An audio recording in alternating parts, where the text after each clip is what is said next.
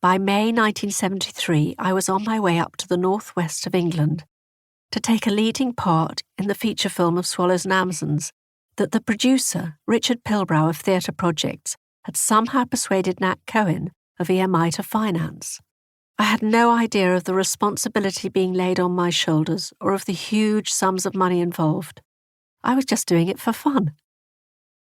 My lack of concern emanates from the pages of the diary that I kept.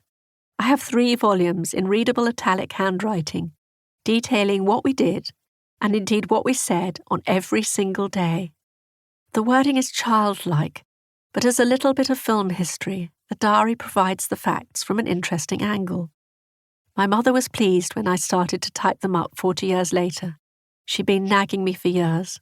On the inside cover of the first volume, I wrote, "I had been very lucky to be picked out of all those hundreds of children for one of the 6 who were cast. I had been in a film with Claude, the director, before, but only for 3 days. He shortlisted me for the part of Titty. I was then chosen with 22 others for a sailing holiday, a cold weekend in March at Burnham-on-Crouch, to see how we reacted and sailed. This weekend had proved something of an endurance test. It was miles from where we lived. The weather was awful, with driving rain falling on rough seas. The only warm piece of clothing that I took was a knitted hat. We slept in cabins aboard a permanently moored scout boat with flowery orange curtains. There were no parents around to boost our morale. The sailing was challenging, and I felt bitterly cold the entire time. Richard Pilbrow had brought his 2 children, Abigail and Fred. With him was Claude Wattham, Neville Thompson, the associate producer, and David Blagden, who, as Claude was no sailor, was to be the film's sailing director. He told us that he had read Swallows and Amazons 42 times, which sounded daunting. Out of an initial 1,800 who applied, 22 children had been shortlisted and were effectively auditioning for the 6 parts. I still meet people who went up for them. We didn't read from a script, we weren't asked to improvise or act out a scene, and there was no film test. But 8mm movie footage was taken. I wonder if it still exists. While there were only 2 or 3 boys up for the role of Roger, there were 5 girls auditioning to play Titty. At one stage, Claude had a chat with the 5 of us in our cabin, all the Titties. The others were so sweet that I didn't think I stood a chance. I was undeniably gangly and felt that I kept saying the wrong thing. One of the girls looked incredibly together. She had pretty fashionable clothes and would make a point of brushing her hair and wearing jewellery, just as Mummy would have liked me to have done.